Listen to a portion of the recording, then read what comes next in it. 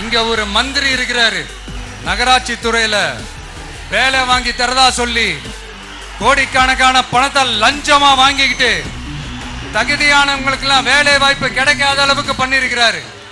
இதெல்லாம் எவ்வளவு பெரிய ஒரு ஏமாத்து வேலை. அதனால நம்ம தம்பி தங்கைகளே, உங்களுக்கு இந்த வேலை வாய்ப்பை பறிச்ச இந்த ஸ்டாலின் சார் சர்க்காரை என்ன பண்ணலாம்?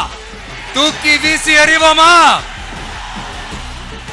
உங்களுக்கு இந்த பாதுகாப்பு இல்லாத, சட்டம் ஒழுங்கு சரியில்லாத இந்த தீய சக்தி திமுக அரசை என்ன பண்ணலாம்? தூக்கி வீசி எறிவோமா?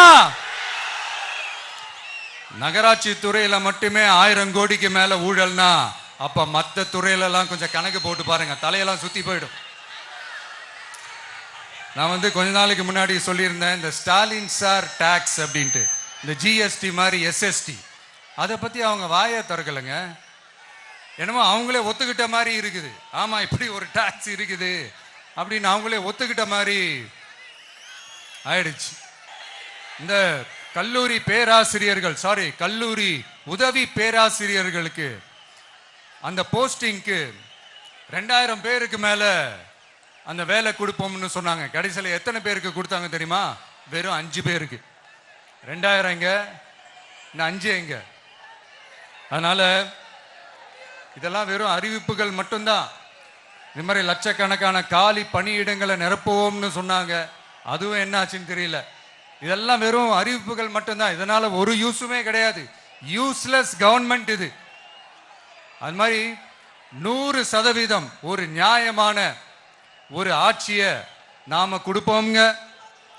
100% நீங்க இந்த விஜய நம்பலாமுங்க.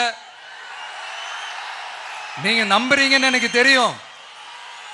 அதனாலதான் என்னுடைய சொந்த பந்தங்களாகிய உங்ககிட்ட எனக்கு அந்த உரிமை இருக்கு. எனக்கு ஒரு வாய்ப்பு கொடுங்க, எனக்கு ஒரு சான்ஸ் கொடுங்கன்னு உங்ககிட்ட கேட்காம வேற யாருக்கிட்ட நான் கேட்பேன்? அதனால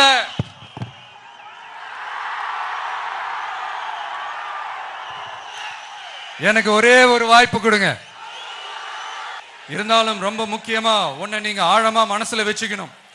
இந்த எலெக்ஷன்ல திமுக ஏலத்தில் எடுத்திருக்கிற கல்லாப்பெட்டி கூட்டணியோட சேர்ந்து, அப்புறம் நாம ஏற்கனவே சொன்னோமே அந்த மற்றும் பலர் கூட்டணின்னு ஒண்ணு இருக்குல்ல, அவங்களோடும் கள்ள கூட்டணி போட்டுக்கிட்டு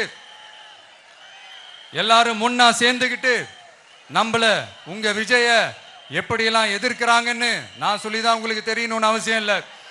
இந்த கரூர் நிகழ்ச்சி சூழ்ச்சின்னு பலர் சொல்றது மாதிரி நம்ம கடைசி படமான ஜனநாயகன்,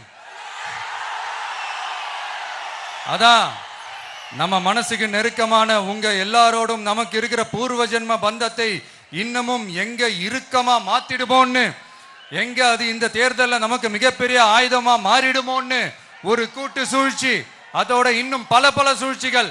அதனால உங்க மகன், உங்க அண்ணன், உங்க தம்பி, உங்க விஜய் கேட்கிறேன், உங்களுக்காக நீதி கேட்க வந்த எனக்கும் சேர்த்துதான் நீதி வேண்டும்.